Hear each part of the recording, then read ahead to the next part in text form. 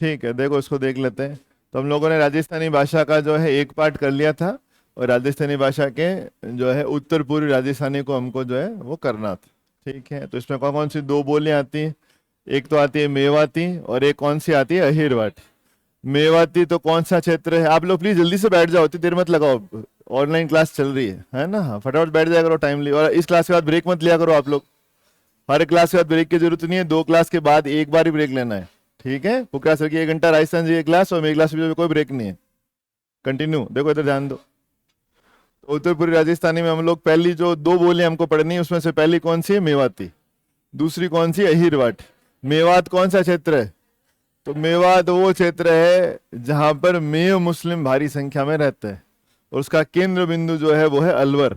अलवर के अलावा भरतपुर वाला जो क्षेत्र है, थोड़ा थोड़ा करौली वाला जो जिला है, वहां पर भी मेव मुसलमान पाए जाते हैं। ये हिंदू ही थे पहले सारे, औरंगजेब ने तलवार के दम पर इनको कन्वर्ट कर दिया था, मुसलमान बना दिया था। तो वो मेव हिंदू जो थे वो मेव क्या हो गए? मुसलमान। अजमेर में भी सेम स्टोरी है। अजमेर में जितने आपको ये मीर दिखाई देते हैं, चीता, मेहरात और काठात, ये लोग सब हिंदू थे, रावत थे मोस्टली इसमें से। और बाद में ये रावत समाज के लोग औरंगजेब के समय में तलवार के दम पर इनको क्या बना दिया गया? मुस्लिम बना दिया गया। तो ये चीता, मेहरात और ये जो मेर है, ये मूलतः हिंदू ही तो है सारे के सारे। तो आज उनमें से आधे कन्वर्ट हो गए। ठीक है, तो ये स्टोरी बहुत ज्यादा अलवर में हुई, वहां पे मेव मुस्लिम बन गए जो कि हिंदू ही थे मूल रूप से। तो वो मेव मुसलमानों के कारण वो क्षेत्र क्या कहलाता है? मेवात। ठीक है, तो देखो इसको, तो पहली बोली जो हमको, राजस्थान का उत्तर पूर्वी भाग कौन सा है? मैंने आपको इस तरह से एक चित्र बनाया था, आपको याद हो तो, जिससे आपको थोड़ा सा आसान हो गया था उसको याद करना, है ना। मैंने बताया था राजस्थान के इस तरह से हम डिवाइडेशन कर देते हैं। और डॉक्टर गियरसन जो थे, उन्होंने राजस्थानी भाषा के कितने भाग किए थे? 4। पश्चिम भाग में तो एक ही भाषा मान ली थी उन्होंने, पश्चिमी राजस्थानी। इसमें 4 बोलियां हम ऑलरेडी पढ़ चुके हैं, कौन कौन सी? शेखावाटी, मारवाड़ी, मेवाड़ी और बागड़ी। उसमें मेन थी मारवाड़ी, और मारवाड़ी की वो बोलियां शेखावाटी क्षेत्र वाली शेखावाटी, है ना। हाँ, मेवाड़ क्षेत्र की मेवाड़ी, डूंगरपुर बांसवाड़ा को वागड़ कहते हैं, तो वो क्षेत्र क्या कहलाई? वागड़ी। तो पश्चिमी राजस्थानी को तो उन्होंने एक ही पार्ट माना। बाकी जो 3 भाग उन्होंने राजस्थानी के माने, वो बेसिकली उन्होंने पूर्वी साइड की राजस्थानी को 3 पार्ट्स में डिवाइड कर लिया। तो पूर्व साइड की राजस्थानी को कौन कौन से पार्ट में डिवाइड कर लिया उन्होंने? एक तो ये हिस्सा जो उत्तर और पूर्व के बीच में, तो उसको कहा नाम दिया उत्तर पूर्वी। तो अभी हम कौन सी पढ़ रहे हैं? उत्तर पूर्वी राजस्थानी पढ़ रहे हैं। तो इसमें कौन कौन सी 2 भाषा पढ़नी है? मेवाती और अहिरवाटी, ये अभी हम पढ़ेंगे। मेवाती, अहिरवाटी पढ़ेंगे जो उत्तर पूर्वी राजस्थानी में आते हैं। और पूर्वी राजस्थानी के 2 हिस्से क्या किए उन्होंने? तो तीसरा पार्ट उन्होंने बताया मध्य पूर्वी, है ना, राजस्थानी। इसमें सबसे आसान भाषा है हाड़ौती और ढूंढाड़ी। ढूंढाड़ कौन सा बेल्ट है? जयपुर। जयपुर रियासत को ही पहले ढूंढाड़ रियासत कहा जाता था, इसलिए वहां की बोली क्या कहलाती है? ढूंढाड़ी। और कोटा, बूंदी, झालावाड़ और बारा, ये क्षेत्र हाड़ा राजपूतों का क्षेत्र था, इसलिए ये कहलाता है हाड़ौती। ठीक है, तो ये अभी हम पढ़ेंगे। मध्य पूर्वी राजस्थानी में 2 बोलियां पढ़नी। आपका क्या नाम है? हाँ, तो जब मैं इधर बोर्ड पे समझा रहा हूँ तो आप पता नहीं नीचे क्या ढूंढ रहे हो। जब बोर्ड पे समझा रहा हूँ तो इधर ध्यान दो, नोट्स नहीं पढ़ने। अभी नए बच्चों को बता दूं मैं, जब मैं समझाऊं तो केवल बोर्ड पे ध्यान देना, यही नोट्स में लिखा हुआ है। मैं रीड आउट करवाऊंगा आपको बाद में, पर अगर आप सुनोगे नहीं मैं जब समझा रहा हूँ तो वो याद भी नहीं होगा आपको। ठीक है, प्लीज इधर ध्यान दें। तो डॉक्टर ग्रियर्सन ने राजस्थानी भाषा के कितने भाग माने हैं? 4। पहला हमने पढ़ लिया पश्चिमी राजस्थानी, इसकी 4 भाषाएं हमने पढ़ी। आज हम कौन सा पढ़ रहे हैं? उत्तर पूर्वी राजस्थानी। इसमें कौन सी 2 पढ़ेंगे? मेवाती, अहिरवाटी। फिर मध्य पूर्वी राजस्थानी पढ़ेंगे ढूंढाड़ी और हाड़ौती। और सबसे इंपॉर्टेंट, मैं बार बार कहता हूं, प्रश्न ज्यादा आते हैं, वो आपकी इस दिशा की राजस्थानी है, दक्षिण और पूर्व के बीच में दक्षिण पूर्वी।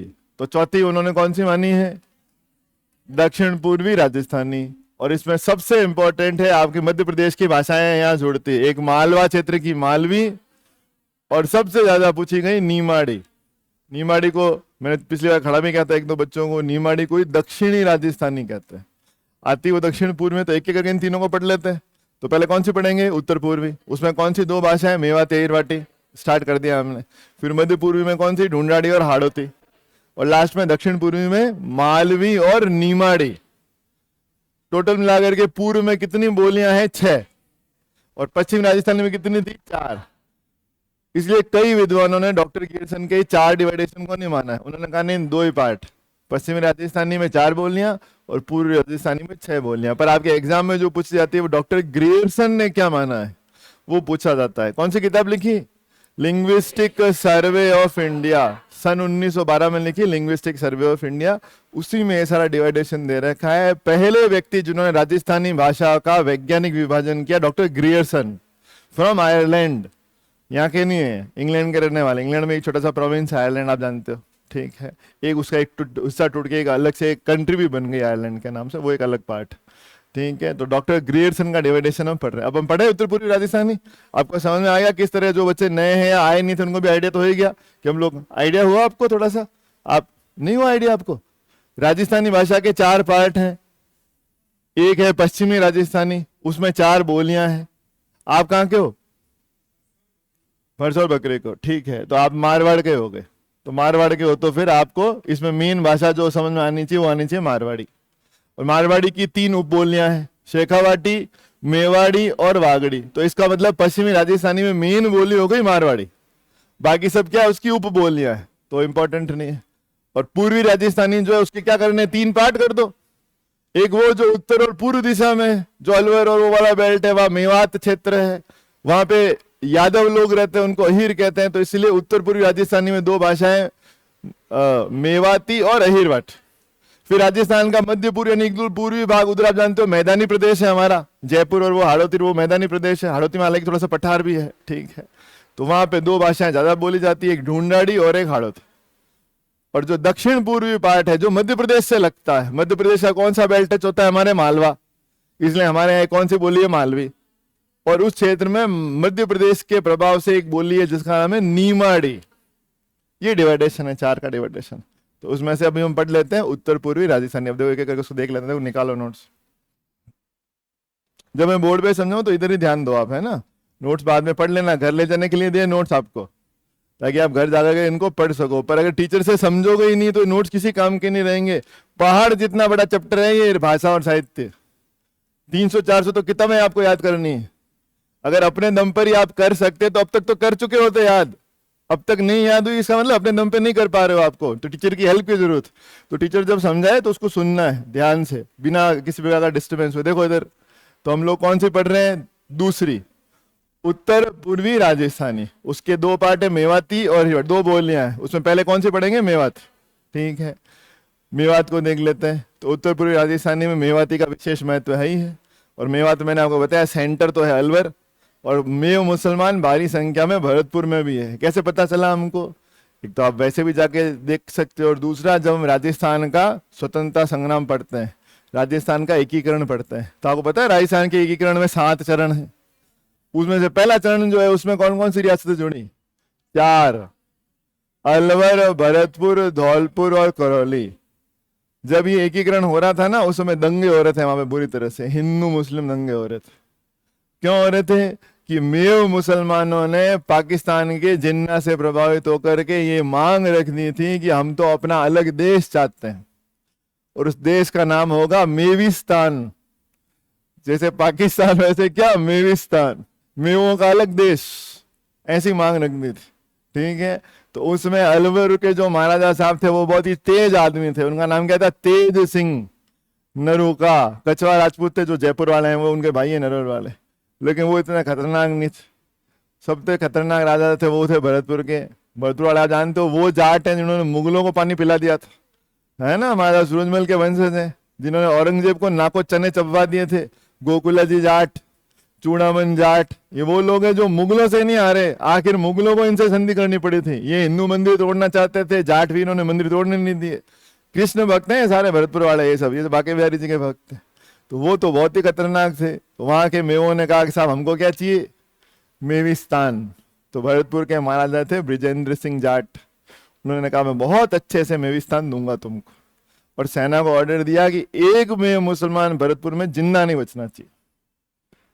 ऐसा दमन किया उन्होंने, हाहाकार मचाया कि मेव पूरा भरतपुर छोड़ के भाग गए। और कहां पहुंच गए? दिल्ली। और दिल्ली में आप जानते हो किसकी सरकार थी? अपने चाचा नेहरू। चाचा के पास जाकर के रोए वो सारे कि साहब हमको मारा, बहुत कूटा, है ना, हमारी पिटाई करी भरतपुर वालों ने, ठीक। और अलवर वाले भी हमारी कुटाई कर रहे हैं। तो फिर नेहरू जी ने क्या किया, नेहरू जी ने अलवर और भरतपुर रियासत के राजाओं को ये आरोप लगा करके कि आप अपना राज्य ढंग से नहीं चला रहे हो, उनके राज्यों को छीन लिया, सेंट्रल गवर्नमेंट का प्रशासक नियुक्त कर दिया वहां पे। अलवर महाराजा तेज सिंह और भरतपुर महाराजा ब्रिजेंद्र सिंह को दिल्ली के 5 स्टार होटल में नजरबंद कर दिया गया। इसलिए जो पहला चरण होगा एकीकरण का, अलवर भरतपुर धौलपुर करौली, उसमें 2 राजा नहीं आ सके थे। भरतपुर महाराजा ब्रिजेंद्र सिंह नहीं आ सके थे, अलवर महाराजा तेज सिंह नहीं आ सके थे। और अलवर महाराजा तेज सिंह पे तो उससे भी बढ़ करके गांधी जी की हत्या का आरोप लगाया गया कि गांधी जी की हत्या जिसने की, नाथूराम गौडसे ने, वो हत्या के बाद आपके यहाँ छिप करके बैठा है अलवर के अंदर। अलवर के प्रधानमंत्री वीएन खरे को पुलिस पकड़ के ले गई, वो हिंदू महासभा के अध्यक्ष थे, और हिंदू महासभा का कार्यकर्ता कौन था, नाथूराम गौडसे। अध्यक्ष कौन थे, अलवर के प्रधानमंत्री, कि तुमने मरवाया गांधी जी को। ऐसे माहौल में एकीकरण शुरू होगा। आया समझ में आपको कि वहां मेव क्यों है, क्या कारनामे हुए थे, ठीक है। तो बड़ा लड़ाई झगड़ा खून खराब हुआ था स्वतंत्रता के समय इस पूरे बेल्ट के अंदर। और आज क्या स्थिति है सन 2026 में, आज सन 2026 में स्थिति है कि अलवर, हरियाणा और दिल्ली बॉर्डर पे जहां जहां ये मेव भारी संख्या में रहते हैं वहां पुलिस भी नहीं जाती। आज की स्थिति, भारत के सबसे ज्यादा साइबर क्राइम का सेंटर मेवात, भारत में सबसे ज्यादा तस्करी का सेंटर मेवात, भारत में जो उमदे काम होते हैं सबका सेंटर मेवात, ठीक है। ये स्थिति है उस बेल्ट की आज 2026 की बात बता रहा हूं मैं आपको, ठीक है। जाली दूध बनाना हो, जाली दवाइयां बनाना हो, कुछ भी करना हो तो मेवात गढ़, ठीक है। एक समय था जब जामताड़ा नाम की जगह फेमस थी साइबर क्राइम के लिए, उधर झारखंड साइड में। आज के लिए साइबर क्राइम, अगर भारत में 100 साइबर क्राइम होते हैं तो उसमें से 50 अकेले साइबर क्राइम मेवात में होते हैं। ये जो आपको 19 फोन आते हैं ना सारे, हेलो मैं बैंक से बोल रहा हूँ, ये सब मेवात के जंगलों से आते हैं। पुलिस भी नहीं जाती उन जंगलों के अंदर। ये स्थिति समझ रहे हो आप। मैं इतिहास से लगा के वर्तमान से जोड़ के आपको समझा रहा हूँ। मेवात के क्षेत्र की बोली कौन सी है, मेवाती। तो थोड़ा सा जागरूक होना चाहिए हमको। अच्छा अच्छा, ऐसी स्थिति है आज 2026 में ये हालत है। भजन लाल जी की हालत खराब कर रखी है उन्होंने, ठीक है। देखो तो मेवात क्षेत्र मेव जाति के दिखता का कारण क्या कहलाता था, मेवात। और मेवाती का विस्तार कौन कौन से जिले बताए मैंने, अलवर, अलवर से टूट के बनाए ना ये खैरथल तिजारा, और भरतपुर से टूट के डीग, तो वहां तो होना ही होना है। थोड़ा बहुत धौलपुर करौली में भी मेव जो है कुछ संख्या में पाए जाते हैं, ठीक है। तो ये हो गया अलवर जिले की कौन कौन सी तहसीलों में। अब तहसीला तो आपको याद क्या होगी, फिर भी मैंने बता दिया है कि अलवर की किशनगढ़, रामगढ़, तिजारा, गोविंदगढ़, लक्ष्मणगढ़ और भरतपुर की कामा, डीग, इन सारी तहसीलों से लगा करके मेवाती शुरू होती है। कहाँ तक मेवाती का विस्तार है, तो हरियाणा पहुंच जाओ। गुड़गांव आप दिल्ली में है ना, हरियाणा का तो हिस्सा है, तो वहां तक मेवाती बोली जाती है और बहुत ही कर्कश भाषा है। अगर आप यहाँ अजमेर में और मारवाड़ की भाषा अगर आपने सुनी है तो वहां की बोली ऐसे लगेगी जैसे माथे के ऊपर हथौड़ा मार दियो, ऐसी कर्कश भाषा है। तू तड़ाके से बात होती है सारी, ठीक है। तो बाप को ही बोलते तू, पापा को बोलते हैं तू। हमारे यहाँ कुत्ते को तू नहीं बोलते, कुत्ते को भी आप बोलते। मैं जहाँ से आया हूँ जोधपुर में, है ना, आप कुछ बहुत ही मतलब है तो राजस्थानी, कहने को तो राजस्थानी है पर बिल्कुल भी कर्ण प्रिय नहीं है, ठीक है। हाँ, कर्ण भेदी टाइप की सी भाषा है। तो वहां से लगा करके गुड़गांव से लगा के यूपी के मथुरा तक ये पूरा पूरा बेल्ट है जहाँ मेवाती बोली जाती है। अब थोड़ी सी काम की चीज आ गई, देखो सुनो समझ लो। पहले तो ये राजस्थान है, राजस्थान के पूर्व में कौन सा स्टेट पड़ता है, उत्तर प्रदेश। उत्तर प्रदेश में क्या बोली जाती है, हिंदी। अरे भाई हिंदी कहाँ बोली जाती है, शुद्ध हिंदी कहाँ बोली जाती है, विशुद्ध हिंदी का अनुप्रयोग हमारे उत्तर प्रदेश में किया जाता है। तो उत्तर प्रदेश में बोली जाती है प्योर हिंदी। और हमारे यहाँ क्या बोली जाती है, राजस्थानी। उसमें सबसे बड़ी बोली कौन सी है, मारवाड़ी। और बीच में कौन सा बेल्ट पड़ गया, ये वाला बेल्ट है ना, क्या नाम है इसका, मेवात। तो मेवात के इस तरफ राजस्थानी, उस तरफ हिंदी, तो बीच का सेतु कौन हो गई, मेवाती। तो मेवाती किन दो भाषाओं के बीच में सेतु का कार्य करती है।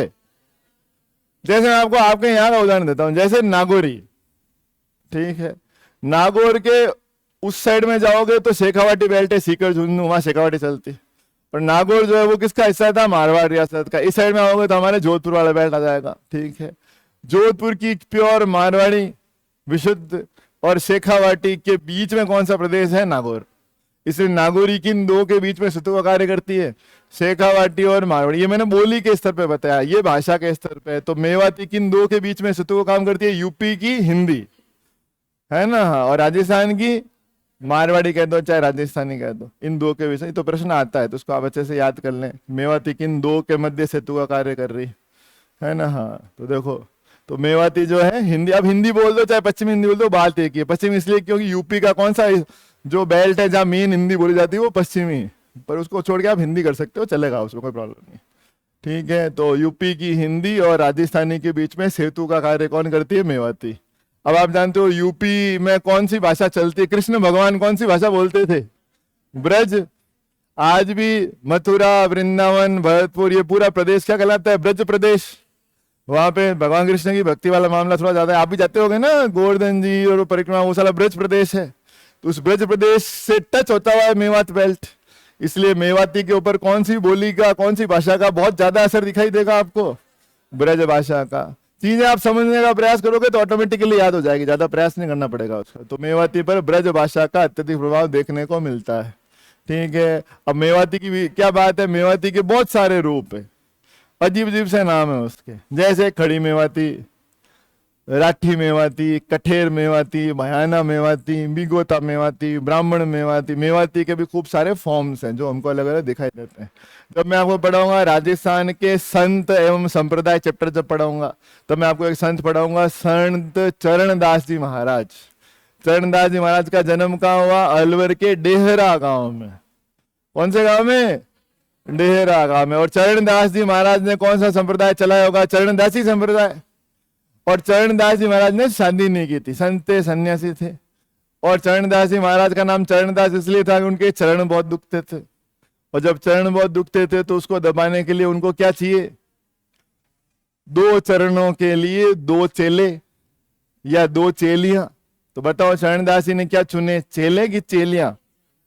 मैंने कहा चेले थोड़े से ऐसे ही है ना, जोर से पांव दबा देते हैं, कभी मजा नहीं है। चेलियां थोड़ा सा अच्छे से गुरु की सेवा करेंगी। और शर्त उन्होंने पहले रख दी थी, देखो बेटा मैंने शादी नहीं की, तुम भी शादी वादी करोगे तो चरणदासी संप्रदाय में नहीं आ सकती। तो चेलियों ने पहले दिन स्वीकार कर लिया था कि महाराज आजीवन ब्रह्मचर्य का पालन करके केवल आपकी सेवा करेंगे। तो ऐसी जबरदस्त ब्रह्मचारिणी भक्त दो शिष्याएं कौन हुई? दयाबाई और सहजोबाई। तो दयाबाई व सहजोबाई किसकी शिष्याएं हुई? चरणदास जी की। तो प्रश्न आया आपके, दयाबाई सहजोबाई का संबंध किस संप्रदाय से था? चरणदासी संप्रदाय। और चरणदास जी पैदा कहाँ हुए थे? अलवर के डेहरा गांव में। और आश्चर्य की बात है इसी गांव की दोनों थी, इसी गांव में इनका भी जन्म हुआ, दयाबाई और सहजोबाई। तो बताओ बाद में जब चरणदास जी की डेथ होगी तो उत्तराधिकारी इनमें से किसी एक को चुनना पड़ेगा। ठीक है, आपको नाम से कौन अच्छी लग रही है, दयाबाई की सहजोबाई? नाम से आपको लग रहा है दयाबाई, मैं भी ऐसे सोचता था, लेकिन दयाबाई को दया नहीं आई। ठीक है, तो सीधी सी बात है, राजस्थान की पहली महिला महंत मठाधीश कौन बनी? सहजोबाई। किस संप्रदाय की? चरणदास जी। पूरी जिंदगी सेवा करने के बाद इन दोनों शिष्यों ने किसी एक दिन चरणदास जी का बेटा खूब सेवा की तुमने मेरी। ठीक, जैसे मैं आपकी सेवाओं से कभी प्रसन्न हो गया आपको बोलूं या आपने खूब, पर आपने तो कोई सेवा की नहीं, तो आपको क्या, मैं ही कर रहा हूँ आपकी सेवा। ठीक है, उल्टा आपको पूछना चाहिए सर आपको क्या चाहिए। तो एक दिन इन्होंने किससे पूछा? दोनों शिष्यों से, तुमको क्या चाहिए? तो उन्होंने कहा खूब सेवा की हमने डेहरा गांव में, अलवर में आपकी, हमारी एक इच्छा है दिल्ली कभी ले जाओ हमको। दिल्ली में सुना है बड़ा बड़ा मॉल और आधुनिक दिल्ली, वहां ले जाओ हमको, हम जिंदगी यहीं गुजार दी, हम दुनिया देखना चाहते। चरणदास जी ने चरणदासी संप्रदाय का मुख्यालय ही कहां शिफ्ट कर दिया? दिल्ली। ये आरएस के प्री का क्वेश्चन, राजस्थान का ऐसा कौन सा संप्रदाय है जिसका वर्तमान में मुख्यालय दिल्ली में है? कौन सा संप्रदाय? और चरणदास जी थे कहाँ के? अलवर के। अलवर में कौन सी बोली चलती है? मेवाती। तो बताओ, कॉमन सेंस लगाओ, चरणदासी संप्रदाय के ग्रंथ कौन सी भाषा में रचे गए होंगे? मेवाती। दयाबाई सहजोबाई ने कौन सी बोली में अपनी किताब में लिखी होगी? मेवाती। इतना आएगा समझ में? अब मैं यहाँ देखो टीचर का कैसा रोल होता है, पढ़ा रहा हूं भाषा और साहित्य। अभी थोड़ी देर पहले कहां ले गया था आपको? राजस्थान का एकीकरण। वहां पे क्या हो रहा है? दंगे वंगे करवा रहा हूं, नेहरू जी के पास ले गया, ठीक है, तेज सिंह जी को जेल में डलवा दिया, है ना, गांधी जी की हत्या करवा दी। अभी पढ़ाते पढ़ाते कहाँ लगे आपको, लोक देवता, संत, साहित्य और दयाबाइन, सहजोबाइन, मुख्यालय दिल्ली। जो टीचर ऐसा नहीं कर सकता उसको टीचर बनने का अधिकार ही नहीं है। इस टॉपिक से उस टॉपिक में, उस टॉपिक से इस टॉपिक में, जब जिस दिन पूरा राजस्थान जी के आपके दिमाग में जुड़ जाएगा उसी दिन आप राजस्थान जी के आप सीख लोगे। और अगर जुड़ा नहीं है अभी तक तो अभी पढ़ी नहीं राजस्थान जी की। ये टॉपिक पढ़ते हुए आपको मेवाड़ से जुड़ना चाहिए, ये टॉपिक पढ़ते हुए आपको स्वतंत्रता आंदोलन से जुड़ना चाहिए। जिस दिन लास्ट में ये होगा, लास्ट में ये सब मिक्स होकर के एक हो जाएंगे, कंफ्यूजन नहीं, वैसे मिक्स नहीं हो जाएंगे, याद होकर के एक हो जाएंगे, उस दिन फिर आप सब्जेक्ट सीख गए। और जब तक ऐसा नहीं कर पा रहे हो, अलग अलग चैप्टर अलग अलग ही आपके लिए, संत अलग है आपके लिए और भाषा साहित्य अलग है आपके लिए, स्वतंत्रता आंदोलन, तब तक आपने सब्जेक्ट पढ़ा ही नहीं है। ठीक है, तो ऐसा होना चाहिए लास्ट में। देखो इसको, तो कहाँ पहुंच गए हम लोग, हम पहुंच गए चरणदास जी के पास, दयाबाई के पास, सहजोबाई के पास। क्यों, रचना कौन सी बोली में, मेवाती में, है ना। और चरणदास जी तो अलवर छोड़ के चले गए, लेकिन एक संत जो मुसलमान हिंदू थे, उनका नाम था संत लालदास जी महाराज, गुरु थे मुसलमान चिश्ती, श्री गद्दन चिश्ती, अपने ख्वाजा मोइनुद्दीन चिश्ती, लालदास जी गुरु गद्दन चिश्ती। और एक ही बात अच्छी लगी मुझे लालदास जी की, उन्होंने कहा कि हमारे साधु कभी भीख नहीं मांगेंगे, हमारे साधु कमा के खाएंगे। ये क्वेश्चन आरपीएससी को इतना अच्छा लगा, आरपीएससी 3-4 बार पूछ चुकी है क्वेश्चन, राजस्थान का ऐसा कौन सा संप्रदाय है जिसके साधु कभी भिक्षा नहीं मांगते और कमा करके अपना भोजन प्राप्त करते हैं, तो वो कौन है, लालदास जी महाराज। ठीक है, और लालदास जी कहाँ के हैं, अलवर के, शेरपुर गांव, धौली दूब, ये इनका मेन सेंटर है, लेकिन वो अलवर छोड़ के कभी नहीं गए। तो बताओ, अलवर में ही जन्मे, अलवर में ही रहे वो महापुरुष कौन है, लालदास। जब चरणदास जी कहाँ चले गए थे, दिल्ली चले गए थे। तो बताओ ज्यादा मेवाती में कौन रचना करेंगे, चरणदास जी की लालदास जी। वो वही आरएस प्री में पता है क्या क्वेश्चन पूछा गया, आरएस प्री में प्रश्न पूछा गया था, इनमें से कौन सा ऐसा संप्रदाय है जो मेवात क्षेत्र में पैदा हुआ और वर्तमान में उसका मेवात क्षेत्र पर अत्यधिक प्रभाव है। ऑप्शन में चरणदास जी भी थे, ऑप्शन में लालदास जी भी थे, पर चूंकि आपको पता है कि चरणदास जी तो उसी काल में कहा चले गए थे, दिल्ली, तो अभी वर्तमान में मेवात क्षेत्र में उनका प्रभाव नहीं है। लेकिन कौन सा संप्रदाय आज भी वही है, लालदास। इतना गहराई से पूछता है वो क्वेश्चन आपसे, वो आपसे समझ चाहता है कि अच्छा इस बच्चे को समझ है कि नहीं इस टॉपिक की। कोई सोचे मैं रट लूं, अरे रटने से कुछ नहीं होगा, आपको समझना पड़ेगा टॉपिक को। तो लालदास जी महाराज की रचनाएं भी किसमें है, मेवाती। छोटे मोटे संत कौन है, डूंगर सिंह जी, तो नॉट सो इम्पोर्टेंट कि मैं उनके लिए समझाऊं आपको अलग से। ठीक है, कौन सी 2 बोलियां थी उत्तर पूर्वी राजस्थानी में, एक मेवाती, दूसरी अहीरवाटी। अब हम कौन सी पढ़ रहे हैं, अहीरवाटी। उससे पहले मैं मेरे एक स्टूडेंट का आपको उदाहरण देता हूं। एक मेरा स्टूडेंट था, यादव था। अहीर कौन होते हैं, यादव। यहां से पॉलिटिकल साइंस के अंदर फर्स्ट ग्रेड बन के गया वो। ठीक है, हाँ, तो उसकी फोटो भी लगाएंगे हम लोग, उसने लिख करके भी दिया पूरा पैनल में, मुझे बहुत अच्छा पड़ा सर। तो ऐसी क्लास चल रही थी, तो मैंने उससे पूछ लिया कि भाई तू अहीर भी है यानी यादव भी है और उस साइड का भी है, और तुम्हारे साइड की बोली कौन सी है, अहीरवाटी। ठीक है, तो उसने, अब वो थोड़ा सा बोलने में ऐसा फोड़ सा था, तो मुझे लगा कि वो कुछ अच्छी बात बताएगा। तो उसने क्या बात बताई, हंसेगा कोई नहीं उसको सुनकर, उससे आपको पता चलेगा कि वहां की बोली जो कैसी फटामार बात बोलते हैं वहां के लोग। उसने कहा सर हमारे यहाँ तो कहावत है कि हम अहीरों के मूत्र से केवल बिच्छू ही पैदा होते हैं। मैंने कहा है, मैं तो तुझे अहीर वाटी के लिए पूछ रहा हूँ और तू कैसी बात बोल रहा है। मैंने कहा भाई ऐसी कॉम्प्लिकेटेड कॉन्ट्रोवर्शियल बातें नहीं बोल रही, बैठ जाओ तू। वो उन्नी सीधी 2-3 बार बोलेगा, क्लास में गर्ल्स भी बैठी हुई तो थोड़ा सा तो ध्यान रखना चाहिए। तो वो बोला ऐसी बात, हम अहीर और हम यादव और हमारे तो ऐसी बोली है, हमारे तो ऐसा है। तो मैंने कहा भाई हाथ जोड़ो तेरे को, तो बैठ जाओ। तो उससे आपको समझ में आया उधर की बोली कैसी होगी, कैसी बात बोलते होंगे वो, एकदम कर्कश, आपके दिल के क्या हो जाएगी, आर पार। आप अगर हमारी तरह सोफिस्टिकेटेड भाषा में रहे हुए और वहां जाकर के आप बोलोगे हाँ सा, पधारो सा, बिराजो सा, अहीर सा, है ना, तो सीधा वहां से क्या आएगी, एक वहां से एक मिसाइल है ना, ब्रह्मोस मिसाइल। ठीक है, मैं बहुत आश्चर्यचकित गया, मैं उस एरिया में गया तो वो ऐसे बोल रहे थे, ओ तू इधर, मैं कह रही मेरे को तू बोल रहा है, मैं तो इसको आप करके बोल रहा हूँ, ये समझता क्या अपने आपको। फिर वहां मेरे मित्र थे, उन्होंने बताया कि साहब ये खराब नहीं बोल रहे, इनकी बोलनी ऐसी, ये लड़ नहीं रहे, ये नॉर्मल बात कर रहे हैं। ये नॉर्मली भी ऐसे ही बात करते हैं। आप सोच रहे हो ये लड़ रहे हैं, ये लड़ते नहीं है, ये इनकी नॉर्मल बात का ये शैली है। समझ गए कहाँ पहुंच गए हम? अहीर वाटी। और ये भाटामार भाषा कहाँ तक चलती है? ये दिल्ली तक चलती है। अहीर कौन है? ये यादव। ये बहुत ही वीर कम्युनिटी है। आपने फिल्म देखी मेजर शैतान सिंह वाले? अरे वो जावेद अख्तर का लड़का नहीं है, फरहान अख्तर। फरहान अख्तर बना ना मेजर शैतान सिंह भाटी। क्या नाम है? 120। किस किसने देखी 120? रिलीज नहीं हुई? कब की रिलीज हो गई और जो है लोग सिनेमा हॉल में देखे है, आप रिलीज ही नहीं कर रहे हो भाई। वाह, चलो बहुत अच्छी बात है। उसमें बताते हैं वो अहीर होते हैं ना, वो वहां चीन से लड़े थे। 120 लोगों ने चीन के 1100 लोग मार दिए थे मेजर शैतान सिंह भाटी के नेतृत्व, जो अपने राजस्थान के थे। इनफैक्ट मैं तो शैतान सिंह भाटी के स्कूल में पढ़ा हूँ। तो वहां पे बताते हैं कि वो चीन बॉर्डर पे आपस में लड़ रहे होते हैं चॉकलेट के लिए। सामने चीन और वो आपस में क्यों लड़ रहे होते हैं?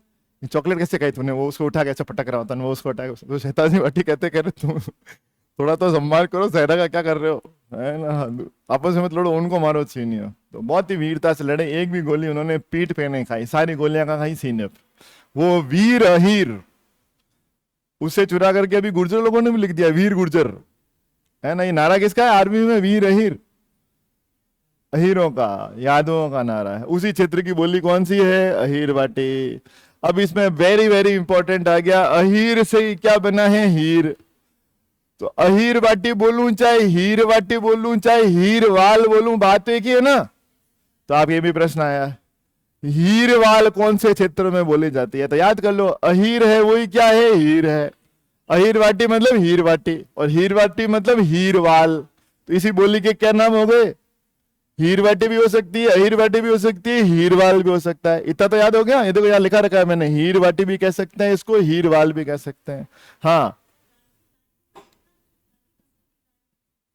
हाँ, राठी नस्ल की गाय भी होती है, पर वो पुखरा सर पढ़ाते हैं, पशुधन वाला चैप्टर मैं नहीं पढ़ाता हूँ।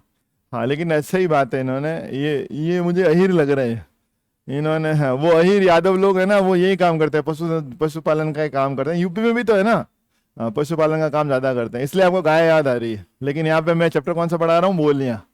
ठीक है, तो इस भाषा के 3 नाम क्या याद हुए? अहीर वाटी, हीर वाटी और हीरवाल। ये 3 तो हो ही गए।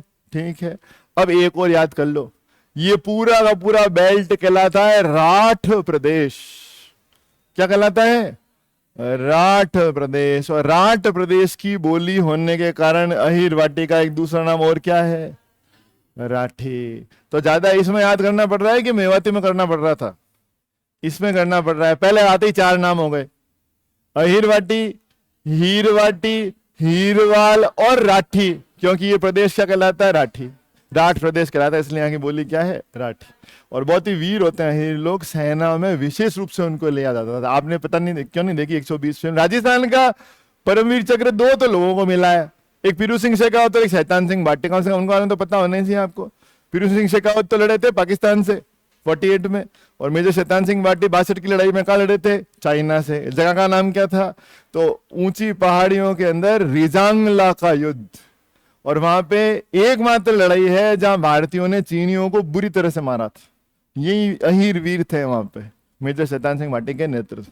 120 जवानों ने 1300 के आसपास चीनियों को मार दिया था। वहां लाशें ही लाशें पड़ी थी चीनियों की। और ये सब लोग विद मेजर शैतान सिंह भाटी सीने में गोली खा के शहीद हो गए थे। केवल 2 लोग जिंदा बचे थे। उनको मेजर शैतान सिंह भाटी ने भेजा था कि हम सब मर गए, हमारी कहानी तो सुनाना जाकर कम से कम।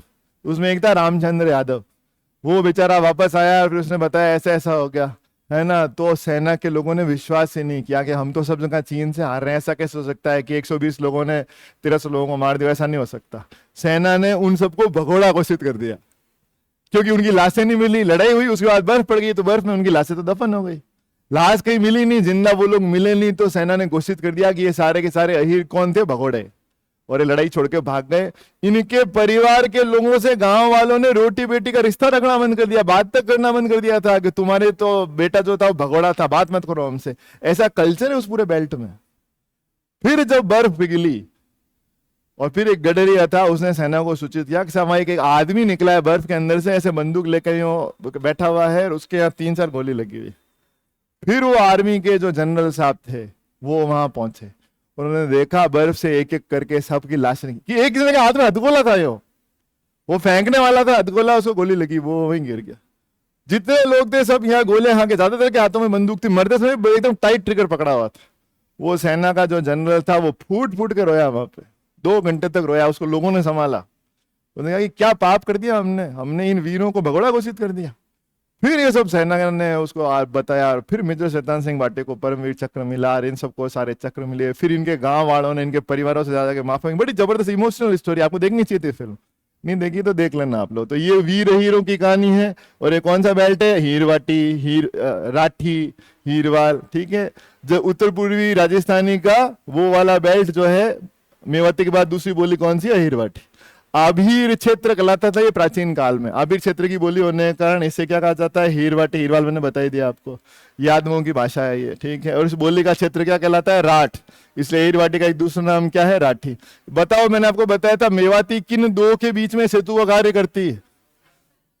मेवाती थी हिंदी और राजस्थानी के बीच में मेवाती सेतु का कार्य कर रही थी। अब अहीरवाटी थोड़ी सी उत्तर में है, तो हमारे उत्तर में कौन सा राज्य है, हरियाणा, और हमारे यहाँ राजस्थानी। तो हरियाणवी और राजस्थानी के बीच में सेतु का कार्य कौन सी भाषा करती है, अहीरवाटी। जैसे उस पे यूपी ब्रज भाषा का प्रभाव था ना, इस पे हरियाणवी का। हरियाणवी को लोकल भाषा में बांगरू बोलते हैं, बांगरू।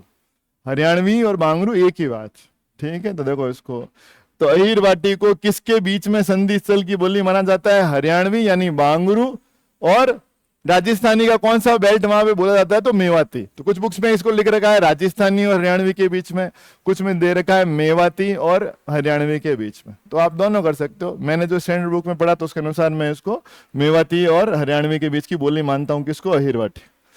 अहीरवाटी अलवर जिले में कहाँ बोली जाती है, बहरोड, मुंडावर। जयपुर जिले में कोटपुतली। हरियाणा के देखो आप कितने जिले हैं, गुड़गांव, महेंद्रगढ़, नारनौल, और दिल्ली के दक्षिणी भाग तक भी कौन सी बोली बोली जाती है, ये। अच्छा, एक राजा छोटी मोटी रियासत थी अलवर के अंदर, उस रियासत का नाम था मुंडावर। मुसलमान शासक थे वहां, और राजा का नाम था राव राजा अली बख्श। जैसे आप जानते हो ना, अकबर के नवरत्नों में से एक मुस्लिम थे, जिनका नाम क्या था, अब्दुर रहीम खान ए खाना। और अब्दुल रहीम खान खाना भगवान कृष्ण के बहुत बड़े भक्त हुए। अब्दुल रहीम खान खाना को आज हम किस नाम से याद करते हैं, रहीमदास जी। किस नाम से याद करते हैं, रहीमदास जी। कौन सा दुआ बोलते हैं, रहीमन धागा प्रेम का मत तोड़ो छिटकाए, टूटे से फिर ना जुड़े, जुड़े गांठ पर जाए। रहीमन पानी राखिए बिन पानी सब सून, पानी बिना न उबरे मोती मानस चून। वो रहीमदास जी थे तो मुसलमान, और नाम क्या था, अब्दुल रहीम खान ने खाना। भक्त किसके थे, कृष्ण भगवान के। ऐसे ही एक मुस्लिम संत हुए जिनका नाम था रस खान, वो भगवान कृष्ण के बहुत बड़े भक्त थे। उसी प्रकार एक मुस्लिम राजा हुए, कहां के, बहरोड के, और नाम क्या था उनका, राव राजा अली बख्श। मुस्लिम थे और कृष्ण भगवान को बहुत मानते थे, इसलिए इनको कहा जाता है, आरएस के प्री में ये भी क्वेश्चन आया है, अलवर का रस खान किसे कहा जाता है। बहरोड के पास में मुंडावर रियासत थी, वहां के राजा अली बख्श को कहा जाता है अलवर का रस खान या राजस्थान का रस खान। और ये मुंडावर रियासत कहां पड़ती है, जहां अहीरवाटी बोले। गोपाल जी कहां पड़ती है मुंडावर रियासत, जहां कौन सी बोली बोली जाती है, कौन सी बोली पढ़ा रहा हूं मैं अभी, अहीरवाटी। तो मुंडावर रियासत वहीं पड़ती थी, इसलिए इनकी रचनाएं कौन सी बोली के अंदर है, अहीरवाटी। किसकी, राव राजा अली बख्श। उनको क्या कहते हैं, राजस्थान का रस खान। बहुत पूछा जाता है ये, ठीक है। तो देखो इसको, तो मुंडावर के राजा हुए मुस्लिम शासक राव राजा अली बख्श, और ये भगवान कृष्ण के बहुत बड़े भक्त थे, इसलिए अंडरलाइन कर दो इसको, अलवर का रस खान कहा जाता है। आरएस प्री में ऑलरेडी क्वेश्चन आ चुका है, ठीक है। और इन्होंने कौन से ख्यालों की रचना की, कौन सी कविताओं की रचना की, अली बख्शी ख्याल। और उसकी बोली कौन सी है, अहीरवाटी। एक तो ये हो गया। एक आप जानते हो, पृथ्वीराज चौहान जब मृत्यु हो गई, तो उनका बेटा गोविंद राज, नहीं, हाँ, गोविंद राज जो है वो कहाँ चला गया, रणथंबोर, ठीक है। छोटा भाई था हरिराज, हरिराज ने तो इस किले के अंदर आत्मदाह कर लिया। पृथ्वीराज का छोटा भाई था ना हरिराज, वो कुतुबुद्दीन ऐबक से लड़ा, ऐबक से जब वो हार गया तो तारागढ़ में उसने आत्मदाह कर लिया। लेकिन बेटा गोविंद राज कहाँ चला गया, रणथंबोर।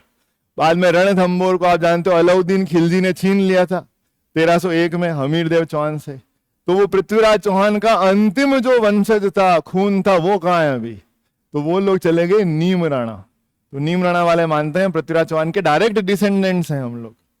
तो नीम राणा के जो चौहान है वो अपने पृथ्वीराज चौहान के रियल वंशज। उसी नीम राणा के अंदर एक राजा हुए चंद्रभान सिंह चौहान। वो इतने इंपॉर्टेंट नहीं है, इंपॉर्टेंट है इनका दरबारी। कभी अंडरलाइन कर लो इसको। क्या नाम है उसका? जोधराज। नीम राणा कहाँ पड़ता है? अलवर के उसी बेल्ट में पड़ता है जहां पे कौन सी बोली बोली जाती है? अहीरवाटी। तो नीम राणा के राजा चंद्रभान सिंह चौहान के दरबार में एक बहुत बड़े राजस्थानी भाषा के कवि हुए जो अहीरवाटी में लिखते थे। उनका नाम क्या है? जोधराज। और जोधराज ने इन्हीं पृथ्वीराज चौहान के वंशज अलाउद्दीन ने किसको हराया था 1301 में रणथंबोर में? हमीर देव चौहान। उन्हीं हमीर देव चौहान की लड़की देवल देव ने एकमात्र जल जोहर किया। पूरे राजस्थान में एक ही जल जोहर हुआ, वो हमीर देव चौहान की लड़की देवल देवी ने किया था वहां के पद्म तालाब में। मैं अभी रणथंबोर गया था तो देख के आया हूँ वो तालाब। ठीक है, मतलब मैंने जिंदगी में ऐसा किला नहीं देखा जैसा रणथंबोर। इतना दुर्गम कि मतलब आप सोच ही नहीं सकते इसको कोई जीत भी कैसे सकता है। तब मुझे पता चला कि अलाउद्दीन ने क्यों धोखे से रत्तेपाल रणवल की सहायता इस किले को जीता। वो कोई जीत ही नहीं सकता उस किले को। इतनी तो पहाड़ियां उस किले के चारों ओर, वहां पहुंचना ही असंभव था। ठीक है, हमीर देव चौहान वीर गति को प्राप्त हुए। उन्हीं की वीरता की याद में उन्हीं के वंशज चौहान वंश के चंद्रभान सिंह ने किस कवि से किताब लिखने के लिए कहा? जोधराज। तो जोधराज ने कौन सी प्रसिद्ध किताब लिखी? कोई गिनती नहीं है, इतनी बार परीक्षा में पूछी गई है ये किताब। ठीक है, स्टार लगा दो इस किताब को, हमीर रासो। किसकी रचना है? जोधराज की। ठीक है, हाँ। और एक लास्ट और जो है साहित्यकार जो आपने बहुत कम सुना है, और उसका नाम क्या है? शंकर राव। कवि शंकर राव। इसने कौन सी किताब लिखी है? भीम विलास।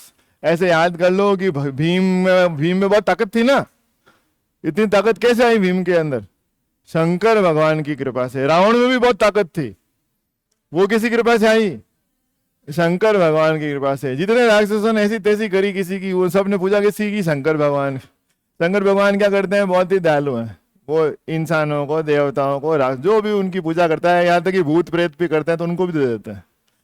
मतलब इसलिए शिवजी में कहते हैं औघड़ दानी, जो आता है उसको दान दे देते हैं, है ना। शिवजी की चालीसा पढ़ोगे तो उसमें भी आता है कि आपके जैसा दान देने वाला कोई नहीं, दानी तुम सम को नहीं। आपके जैसा कोई दानी संसार में नहीं है। तो शिवजी ने किसको दान दी शक्ति? भीम को। तो भीम के ऊपर कौन सी किताब है? भीम विलास। किसी कृपा से? शंकर भगवान। इसलिए लिखने वाले कौन है? शंकर राव। भाई कैसे भी करो किताबें याद तो करनी पड़ेगी। पिछले सालों को पेपर उठा करके देखो, जो सबसे कठिन किताब होती है ना वही पूछता है एग्जाम में। इजी किताबें पूछने के जमाने गए, आज से 4-5 साल पहले पूछता था कभी कोई इजी किताब है, अभी वो टफेस्ट से टफेस्ट किताब पूछता है। तो आपको अगर इस भाषा साहित्य चैप्टर में अगर आपको नंबर लाने हैं जो कि कम लोग ला पाते हैं, तो फिर आपको सारी किताबें याद करनी पड़ेगी। तो उसके लिए किसी न किसी तरीके से आपको ट्रिक बना करके करो, लेकिन किताब याद करनी पड़ेगी। ये हमारी कौन सी, हाँ, हमने कौन कौन सी पढ़ ली अब तक? वही 4 भागों में डिवाइडेशन किया था। पहला पश्चिमी राजस्थानी, जिसमें 4 अपन ने पिछली क्लास में पढ़ी थी, शेखावाटी, मारवाड़ी, मेवाड़ी, वागड़ी। ठीक है, अभी हमने अभी कौन सी पढ़ी है? उत्तर पूर्वी राजस्थान। इसमें कौन सी 2 थी? पूर्व में टोटल कितनी बोलियां हैं? 6। ये देखो मैंने ऐसे चित्र बना के बताया था। इधर वाली पढ़ ली, उत्तर पूर्वी पढ़ ली। अब कौन सी पढ़ेंगे? मध्य पूर्वी। उसमें कौन सी? ढूंढाड़ी और हड़ौस। फिर कौन सी पढ़ेंगे? दक्षिण पूर्वी। उसमें कौन सी है? मालवी और नीमाड़ी। तो अब हम कौन सी स्टार्ट करेंगे? मध्य पूर्वी। उसमें कौन कौन सी है?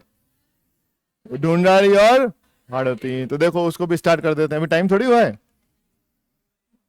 अभी पढ़ लेते, 5 मिनट और पढ़ लेते, देखो इसको। ठीक है, तो अब हम पढ़ रहे हैं मध्य पूर्वी राजस्थानी। उसमें आपकी कौन कौन सी बोलियां आएगी? ढूंढाड़ी और हड़ौत। ढूंढाड़ बेल्ट तो आप जानते हो कौन सा है? कौन सा है?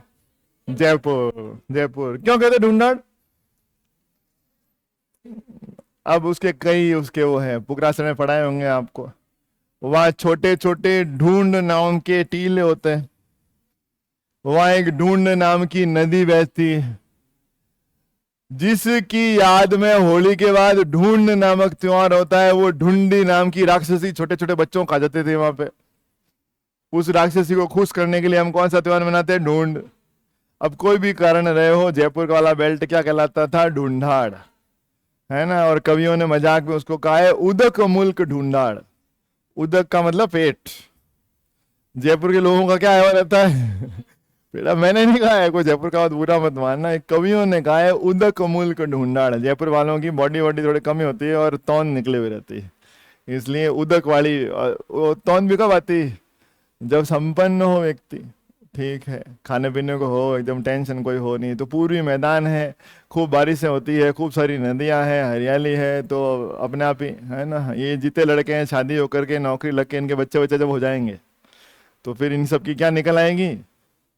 उदक तौन निकल आएगी। फिर ये टेबल पे रख के खाना खाएंगे या तौन पे रख के? यूं रख के उसी पे कटोरी वगैरह रख के फिर ऐसे खाएंगे तो ढूंढाड़ जो बेल्ट, मेरा नैनीताल है लेकिन मैं मजाक मत उड़ाता हूँ जयपुर वालों का। तो देखो उदक मुल्क ढूंढाड़ को देख लेते हैं। तो कौन सी पढ़ेंगे अब? मध्य पूर्वी राजस्थानी। और मध्य पूर्वी राजस्थानी में पहली ढूंढाड़ी। अब आपको पता होना चाहिए ढूंढाड़ बेल्ट जो है उसका उद्गम कहां से हुआ है? जयपुर रियासत का, आमेर रियासत का उद्गम कहां से हुआ है?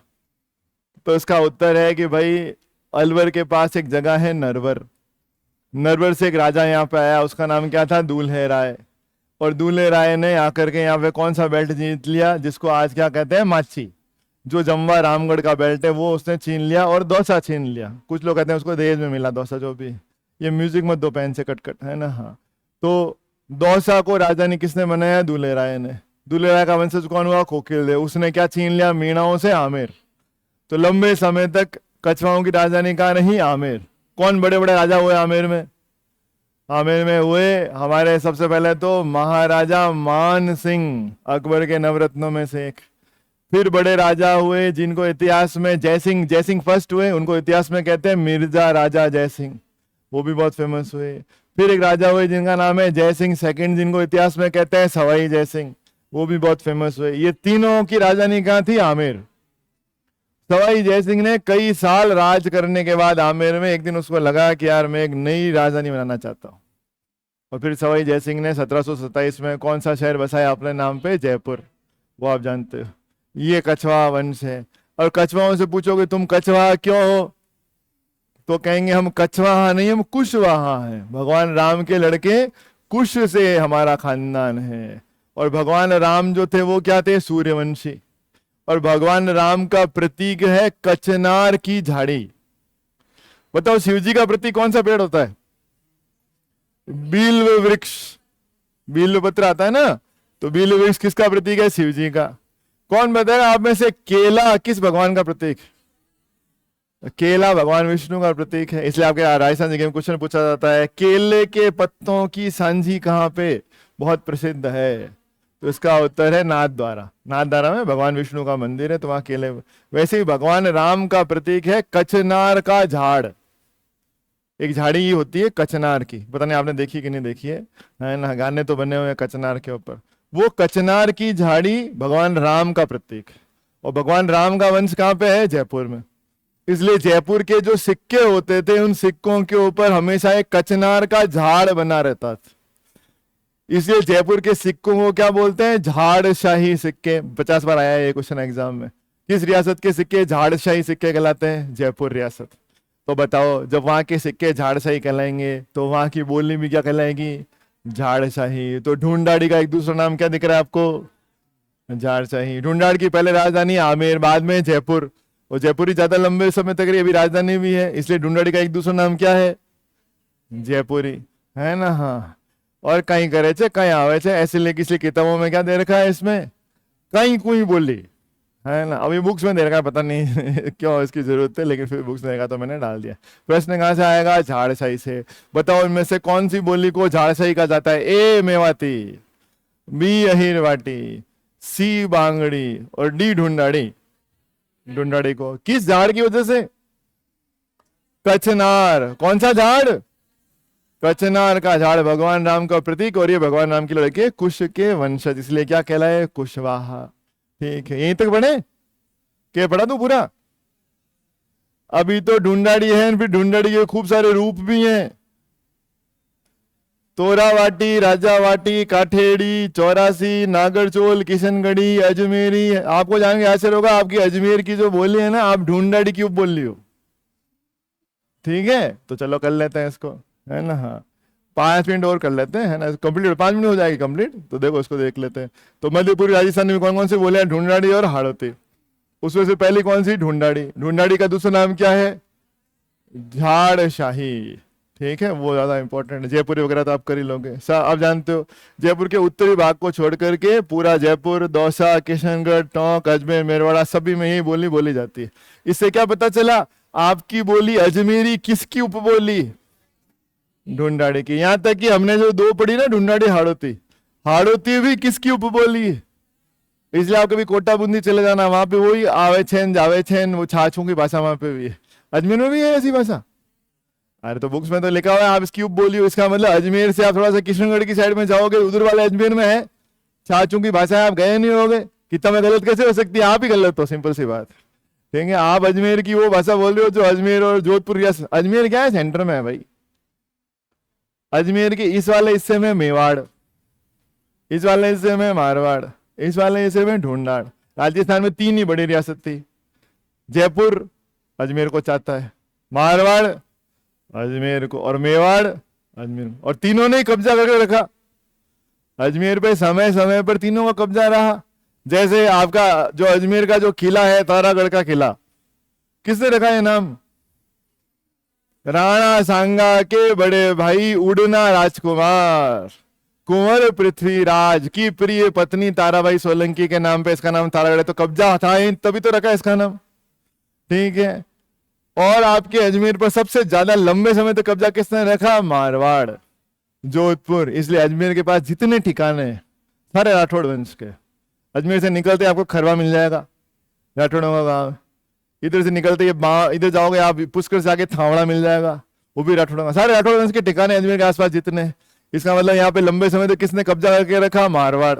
यहाँ तक कि राव मालदेव की पत्नी उनसे रूठ गई थी, रूठी रानी उमा दे, नाराज होके कहाँ रहती थी वो? अजमेर के इसी तारागढ़ में रहती थी। इसका मतलब मारवाड़ का यहाँ लंबे समय तक कब्जा रहा है ना। और जयपुर वालों ने भी कभी गाये बगाए यहाँ पे थोड़ा करा ही। ठीक है, तो अजमेरी किसकी उपबोली है? ढूंढाड़ी। हाड़ौती भी किसकी उपबोली है? ढूंढाड़ी। ढूंढाड़ी की और कौन कौन सी उपबोलियां हैं? नागरचोल, राजावाटी, काठेड़ी, तोरावाटी, ये सब अभी पढ़ेंगे इसी पेज पे। देखो पढ़ो। तो इस बेल्ट में दौसा, किशनगढ़, टोंक सब में ढूंढाड़ी बोली जाती है। ढूंढाड़ी पर ब्रज भाषा का प्रभाव है। अब गुजराती तो थोड़ा दूर पड़ता है, गुजराती का असर क्यों लिखा बुक्स में मैं नहीं जानता। ब्रज भाषा का तो समझ में आता है, ज्यादा आगे जाओगे तो ब्रज प्रदेश शुरू हो जाएगा, भरतपुर से टच ही होता है। अरे भरतपुर के जो रियासत है वो बना ही जयपुर वालों ने। भरतपुर रियासत की स्थापना किस जाट शासक ने की? महाराजा सूरजमल के पिता का नाम क्या था? महाराजा बदन सिंह। भरतपुर के जाट राजवंश के संस्थापक कौन थे? बदन सिंह। महाराजा बदन सिंह ने किसको राजधानी बनाया था? डीग। उन्हीं के जीवन काल में उनके बेटे सूरजमल जी ने कौन सा किला बना दिया था? लोहागढ़, भरतपुर। और राजधानी किसको बना दिया था? भरतपुर। बदन सिंह को राजा किसने बनाया था? बदन सिंह तो जेल में थे, चूड़ामन जाट ने उनको जेल में डाल रखा था। महाराजा सूरजमल के बाप को तो जेल में डाल रखा था। किसने निकाला उनको जेल से? जयपुर के सवाई जयसिंह ने। और महाराजा बदन सिंह को जेल से निकाल करके उपाधि दी उन्होंने ब्रजराज। उन्होंने कहा साहब आप जेल से निकाल के ब्रजराज तो बना रहे हो, मेरे पास कोई एरिया तो है ही नहीं। तो जयपुर रियासत में से निकाल करके उनको कौन सा हिस्सा दिया? डीग। डीग बनी जाट वंश की पहली राजधानी। तो भरतपुर राज्य की स्थापना किसने की? जयपुर महाराजा सवाई जयसिंह ने की। इसलिए भरतपुर के शुरुआती जो राजे महाराजे थे जयपुर महाराजा के सामने बैठते नहीं थे और अपने आप को जयपुर का एक सामंत मानते थे। ये परंपरा थी शुरुआत में। महाराजा सूरजमल भी जयपुर के महाराजा के सामने नहीं बैठते थे, ये परंपरा थी, क्योंकि वो मानते थे कि हमको ये रियासत किसने दी है? जयपुर वालों ने दी है। ब्रजराज की उपाधि बदन सिंह जी को किसने दी? सही है। हालांकि भरतपुर वाले योग्य बहुत थे, जयपुर वालों से 10 गुना योग्य मानता हूं मैं उनको, क्योंकि मुगलों से लड़ाई उन्होंने की, जयपुर वालों ने नहीं की। ठीक है, पर जो इतिहास में सत्य है वो सत्य है, जयपुर वालों ने बनाई है रियासत, ये सच्चाई है। इसलिए जो है ढूंढाड़ी पर किसका असर है? ब्रज भाषा का, जो भरतपुर क्षेत्र में बोला जाता है, थोड़ा बहुत गुजराती का भी है। कौन सा शब्द बहुत होता है जयपुर के अंदर? छह, है ना, आवे छे, जावे छे, आयो छू, जाऊं छू, छू छी छा, ये सब बहुत ज्यादा है इसके अंदर, ठीक है। अब आप जानते हो जब मैं संत और संप्रदाय पढ़ाऊंगा तो कौन सा संत पढ़ाऊंगा? संत दादू दयाल। कहाँ के संत दादू दयाल? संत दादू दयाल हैं गुजरात के। गुजरात के, गुजरात में साबरमती नदी में इनकी मम्मी ने शादी से पहले जन्म हो गया तो इनको बांध दिया था। एक लोधी राम जी नाम के ब्राह्मण को गुजरात के अहमदाबाद में साबरमती नदी में बहता हुआ मिला था, बच्चा लकड़ी के उसमें डब्बे में। लोधी राम जी ने उनका पालन पोषण किया। जब वो बड़े हुए तो भक्ति करते करते संत दादू दयाल कहाँ आ गए? जयपुर रियासत में एक जगह है नरेना, नरेना को अपना सेंटर बनाया और जयपुर के राजा को बड़ा प्रभावित किया। कौन थे राजा जयपुर के उस समय? महाराजा मानसिंह। मानसिंह किसके नवरत्न थे? अकबर के। तो महाराजा मानसिंह को बड़ा प्रभावित किया, तो मानसिंह ने दादू दयाल जी से कहा कि महाराज आप बड़े ज्ञानी हो और मैं ये चाहता हूं कि एक बार मुगल बादशाह अकबर से आप भेंट करो। उसने कहा मैं तो संत सन्यासी, मेरा क्या लेना देना है बादशाहों से। अरे के साहब, अकबर जो है बहुत ही एजुकेटेड तो नहीं है, अनपढ़ तो है, लेकिन धर्म को जानना चाहता है। उसने एक बिल्डिंग बनाई है वहां पे, है ना, इबादत खाना नाम की बिल्डिंग किसने बनाई थी? अकबर ने। कहाँ बनाई थी? फतेहपुर सीकरी में। तो वहां किसको आमंत्रित किया गया? संत दादू दयाल को। किसके माध्यम से? महाराजा मानसिंह के माध्यम से।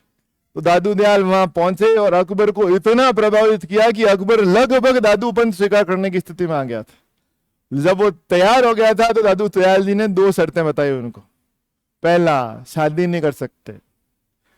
तो अकबर ने कहा साहब मेरे महल में तो 5000 औरतें है ना, और अभी मेरी इच्छा पूरी नहीं हुई। अकबर के हरम में कितनी औरतें थी?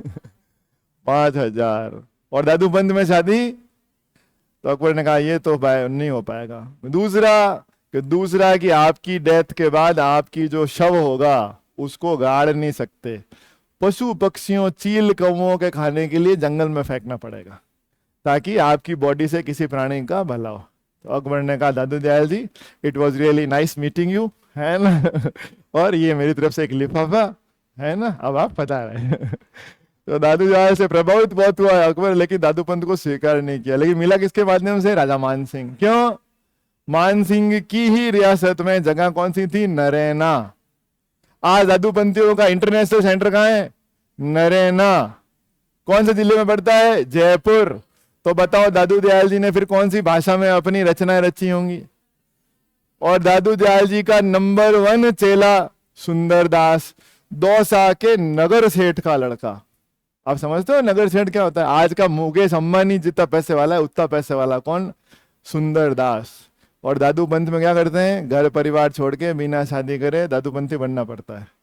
करोड़पति नहीं, अरबपति खानदान का लड़का। सोचो मुकेश अंबानी का लड़का अनंत अंबानी कल को भगवा वस्त्र धारण करके और भीख मांगता फिरे, तो कैसा आश्चर्य हुआ आपको कि सन्यासी कैसे हो सकता है ना? राहुल गांधी कल को सन्यास धारण करके और जो है आपके दरवाजे पे आए भिक्षाम देही, तो कैसा आश्चर्य होगा आपको?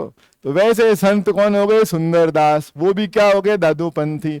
उनकी रचनाएं भी कौन सी बोली पढ़ रहे हैं हम? ढूंढाड़ी। दादू दयाल की रचनाएं भी ढूंढाड़ी। और एक मुसलमान पठान रज्जब खान, वो भी दादू दयाल का चेला हो गया और शादी करने जा रहा था तो उसको एक डायलॉग मार दिया दादू दयाल जी ने, रज्जब तूने गजब किया सिर पर बांधा मोड़, आया हरि भजन को करे नरक की ठोड़। ये शादी करेगा बेटा नरक जाएगा। तो मेरा तो नरक तय है, मैंने शादी की है उसके अनुसार। आप में से जो शादी करोगे दादू दयाल जी के अनुसार, आया था हरि भजन को करे नरक की ठोड़। जो शादी का प्लान बना रहे हो, है ना, दादू दयाल के अनुसार कहां जाने वाले हो? लेकिन आपकी तरह विचलित नहीं हुए और रज्जब जी ने वही शादी का प्रोग्राम कैंसिल कर दिया। जिंदगी भर दूल्हे के वेश में रहे दादू पंथी। कौन? रज्जब। तो बताओ रज्जब की रचनाएं, सुंदरदास जी की रचनाएं, दादू दयाल जी की रचनाएं कौन सी बोली? ढूंढाड़ी। क्योंकि सेंटर कहाँ था? ढूंढाड़। देखो ये लाइन इसमें आ गई। तो दादू पंथियों की रचनाएं ढूंढाड़ी में है, चाहे संत दादू दयाल हो। दादू दयाल की किताब बहुत बार पूछी जाती है, बानी, है ना। वैसे लिखी तो वाणी थी, बिगड़ के क्या हो गई? बानी, है ना। हाँ, आप भी मारवाड़ी में क्या बोलते हो? बानी बोलते हो, वाणी बोलते हो? मारवाड़ी में वाणी बोलते हो? हाँ, तो बहुत अच्छी बात है। हमारे यहाँ तो बानी बोलते हैं। आपके यहाँ चूल्हे वाली होती होगी बानी, हाँ, तो याद कर लो, वाणी का कीकड़ क्या हो गया, वाणी। और कौन, संत रज्जब, वो किसके चेले हैं, दादू के। और संत सुंदरदास किसके चेले हैं, दादू के।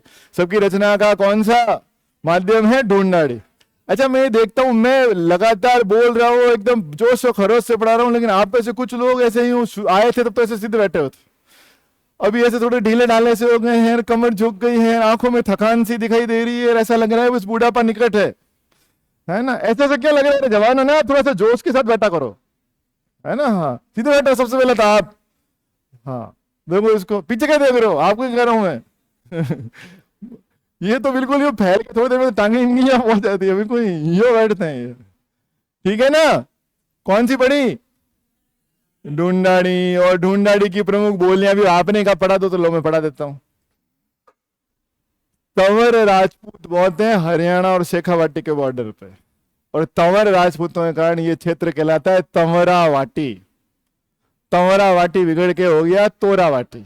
शेखावत राजपूतों के नाम पे क्या हो गया, शेखावाटी।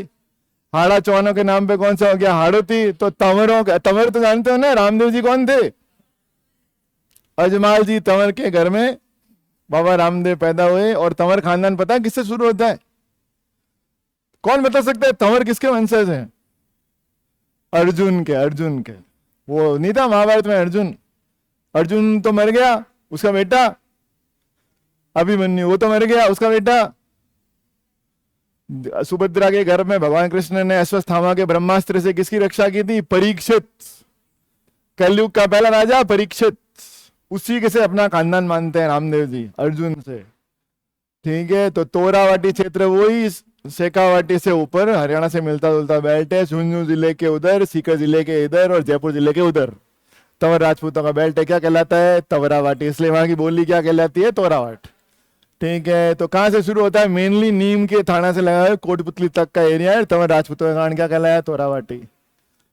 जयपुर के राजा क्या लगाते हैं, शेखावत लगाते हैं, नरूका लगाते हैं, कि राजावत लगाते हैं, जयपुर के राजा लगाते हैं राजावत। मेवाड़ के महाराणा क्या लगाते हैं, मेवाड़ में भी सिसोदियों की कई शाखाएं हैं, जैसे आपने सुना होगा चुंडावत, चुंडा जी के वंशज। राणा प्रताप के छोटे भाई का नाम क्या था, शक्ति सिंह, उसके वंशज क्या कहलाते हैं, शक्तावत। और एक होता है राणावत। तो बताओ मेवाड़ वाले राजा क्या लगाते हैं, राणावत, क्योंकि वो राणाओं के वंशज हैं। जयपुर वाले राजाओं के वंशज हैं, तो क्या लगाते हैं, राजावत। तो उन्हीं राजावतों के ठिकाने जयपुर के पूर्व दिशा में जाता है, इसलिए वहां की बोली क्या कहलाती है, राजावाटी। तो तोरावाटी किसकी उपबोली, ढूंढाड़ी की, तंवरों की वजह से। राजावाटी किसकी उपबोली, ढूंढाड़ी की, राजावतों की वजह से। ठीक है, अभी अजीब अजीब से नाम है।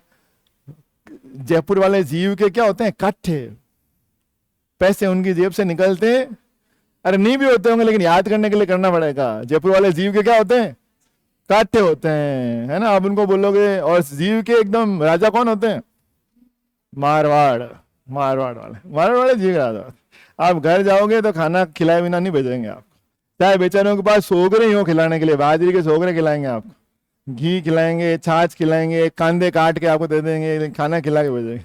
और जयपुर में आओगे तो जयपुर वाले क्या बोलेंगे, वैसे तो आप खा के आए होगे। ये बबीता जी बोल रही है, वो ज्यादा से ज्यादा पानी वानी लेंगे क्या आप, बबीता जी क्या पूछेंगे, पानी। वो भी पूछेंगे कि लोगे कि नहीं लोगे, आप बोलोगे हाँ लूंगा ही लूंगा, तो पानी पिलाएंगे। ऐसे जीव के काठे कौन से लोग होते हैं, ढूंढाड़ के, इसलिए उसकी उपबोली कौन सी है, काठेड़ी।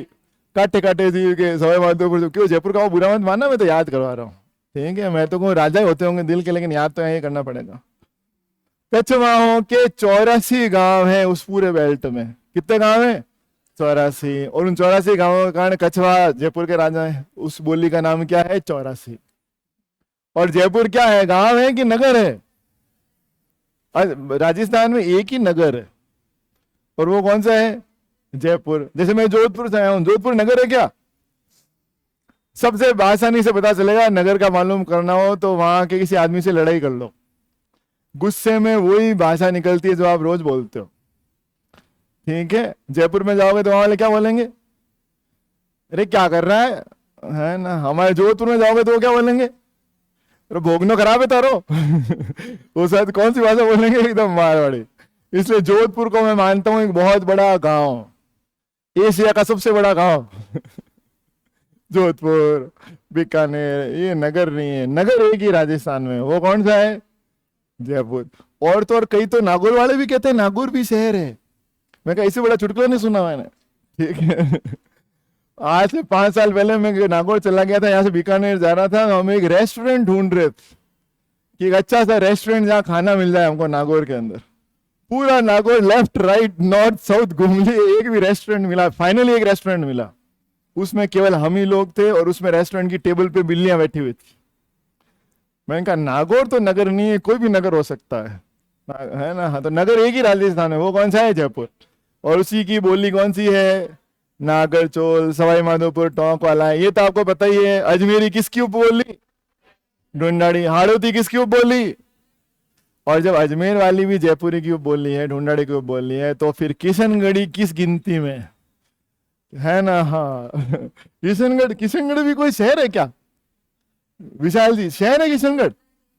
मैं हमेशा एक उदाहरण जरूर देता हूँ किशनगढ़ का। मैं जब पहली बार किशनगढ़ गया तो एक लड़की राइट का इंडिकेटर देके लेफ्ट में मुड़ गई। उसी समय मैं समझ गया था कि किशनगढ़ में सोचो विशाल जी, राइट का इंडिकेटर देके लेफ्ट में मुड़ गई किशनगढ़ की लड़की, तो उसी समय समझ गया कि किशनगढ़ जो है। और जब वहां दुकान पे उतरा, मैंने कहा आपके किशनगढ़ में ऐसे कैसे? तो उसने क्या बोला पता दुकान वाले ने? कि भाई साहब क्या बात कर रहे हो, एक पढ़ीर 100 पढ़ीर एक किशनगढ़ी, मतलब 100 पढ़ी के बराबर एक कौन होता है? किशनगढ़ी। वो मैंने कहा मैंने अभी तो भी देखा है जस्ट थोड़ी देर पहले। इसका उदाहरण। तो अजमेरी हो, हाड़ौती हो, किशनगढ़ी हो, सब किसकी उपबोलियां हैं? ढूंढाड़े की। लेकिन पूछी कौन सी जाएंगी? नागरचोल, चौरासी, काठेड़ी, राजावाटी, और सीधी सीधी पूछी जाती है, ज्यादा कोई टेंशन नहीं होता है उसमें। सीधा सीधा पूछते हैं इसमें से ढूंढाड़ी की कौन सी उपबोली नहीं है? और ऑप्शन में क्या दे दिया? काठेड़ी, चौरासी, नागरचोल, है ना? हाँ, और ढटकी। तो जब मारवाड़ी पढ़ाई थी तो उसकी उपबोली कौन सी पढ़ाई थी? ढटकी। तो अगर आपको सारी याद होगी तो कर लोगे क्वेश्चन, नहीं याद होगी तो फिर क्या करोगे? आपको नहीं आता है तो क्या करते हो? है ना, अकड़म बकड़म मम्मी बोल। भाई कुछ तो करते होगे, नहीं आता होगा तो ठीक है। और दूसरी कौन सी उपबोली है किसकी? इतने पढ़ेंगे, हाड़ौती कल ही पढ़ेंगे, क्योंकि आपकी शक्ल से लग रहा है कि अब आपकी ढूंढाड़ी हाड़ौती सब मिक्स होने वाली है वो सब। अब 3-4 मिनट का ब्रेक है, उसके बाद हिस्ट्री पढ़ेंगे। ठीक, अब ब्रेक ले लो 3-4 मिनट।